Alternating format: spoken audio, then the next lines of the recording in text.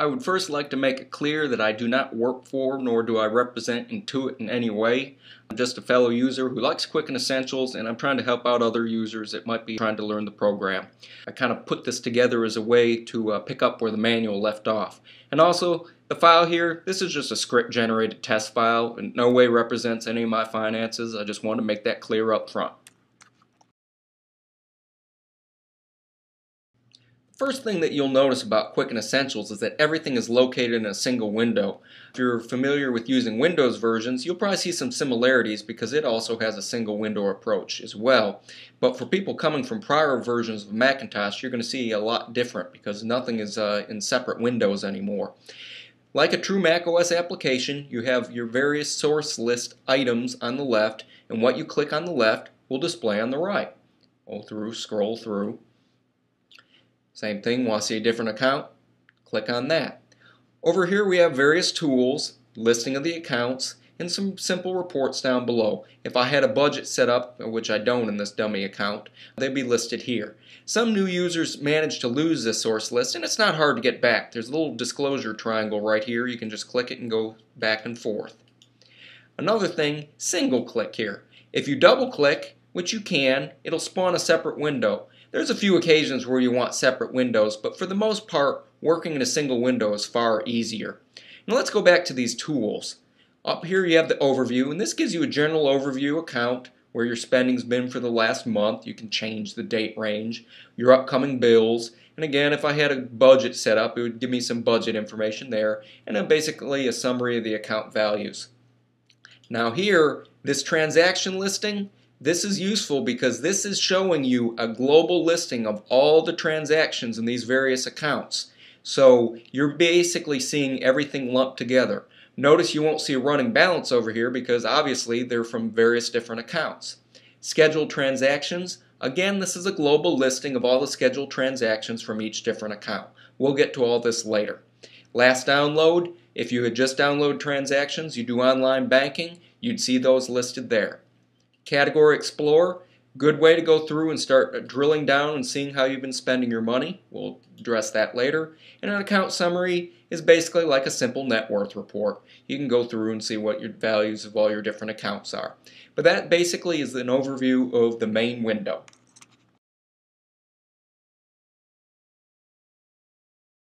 One thing I'd like to clarify is the difference between having different data files and different accounts. Each single data file can have multiple accounts within it, and if you ever want to add a new one, you can do it through the menu Accounts, New, or you can click on the plus sign down the lower side and you'll walk through adding a new account. It's pretty much unlimited on how many different accounts you can have within a single data file. But there may be different reasons why you want to keep some accounts separate from others. Let's say you want to keep your business finances separate from your personal finances. In that situation, you'd create a different data file. Go File, New, give a new name. We'll use Work File here. Save that to the desktop. And Quicken Essentials will start over just like you had opened a brand new file the first time you used it. Now one thing I want to point out, let's say you're trying to import multiple older copies, let's say from Quicken 2007 into Quicken Essentials, each separate file will have to be imported into a separate file in Quicken Essentials. You can't merge files. So let's say you have 3 QXF files, you have to go through File New and import each one separately. A lot of people will see that warning and think, oh, I can only import one file. Yes, you can have multiple different files with Quicken Essentials. You just can't merge them all together. Forward, let's look at the registers in greater detail. I can select an account on the left. One thing you can do is if you right click on it, you have the option to rename it, and you also have the option to delete it. If you decide to delete an account, you get a confirmation asking you if you really want to do this. I highly suggest you think twice before you delete an account. Not only are you losing historical data, but you're also possibly going to have orphan transfer transactions if you've got any transfers from any other account. The ideal way to handle an account you don't want to see or deal with any longer is to go up to the Accounts menu and choose Hide and Show Accounts. Let's say I don't want to see this asset account anymore. If I choose it in List, it'll also exclude it from Reports and Tools. Once I choose OK, it'll basically be like I deleted it, but it actually won't be removed from my file. So let's say a year down the line I need to go look in that account. I still haven't eliminated the data. I highly suggest you hide accounts before you delete them. One common question is, how do you close out a year in Quicken Essentials? There's no automated way to do this. If you really had your heart set on doing it, you'd have to duplicate your file in the Finder, go through, remove all your old transactions, and create an opening balance transaction that would correct the balances for that year. Well, I highly suggest you do not do it.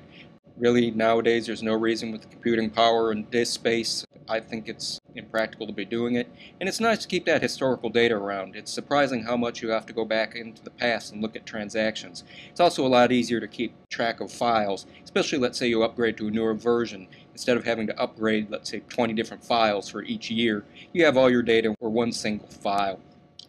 For people who are concerned about performance, you're not going to see a huge performance issue, if any, by having all your data in a single file. At the top of the register in the blue banner bar, you'll see the name of the account and you'll see a balance.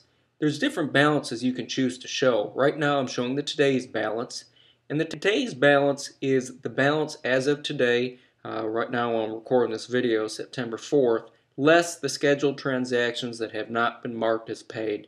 Notice these two scheduled transactions are in the past and they affect the running balance, but they do not affect today's balance.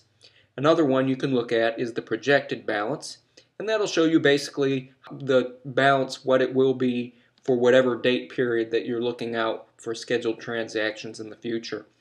I believe the default period is 15 days. And if you download transactions for the bank and you have it set up, you can choose to show view online balance. It's obviously grayed out here because I don't have any online access with this dummy data file. That balance that is being sent and that gets displayed here, two things to note about it. First of all, it's the balance being sent from the bank, the ledger bal.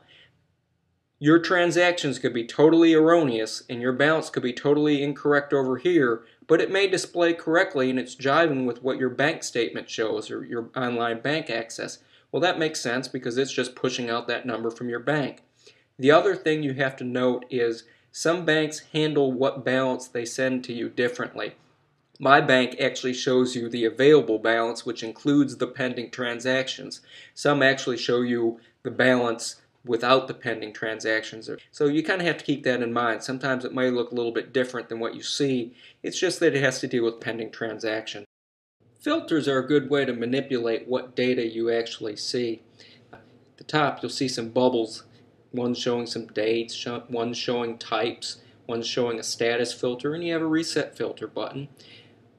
A lot of new users come in, they import their data from either Quicken Windows or Quicken for Macintosh, and they only see the last 12 months of transactions, and they're all worried that they lost all their data. No, most likely their data hasn't been lost because the default filter is to only show the last 12 months of transactions. You can actually click on this and choose to show different date range. You could actually choose all dates. I don't suggest that if you have a huge data file because you may see some performance issues, but you can go through and change different aspects of what you see. Is this category actually coming up as a spending or an income one? We'll get to categories in a little bit later.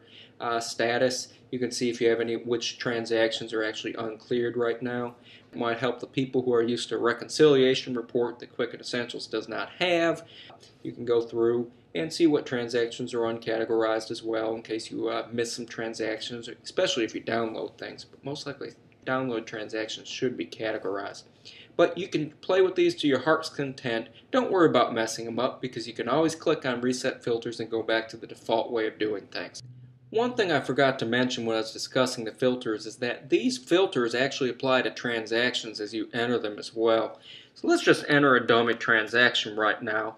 And for some hypothetical reason, let's say I have to enter it for 2008.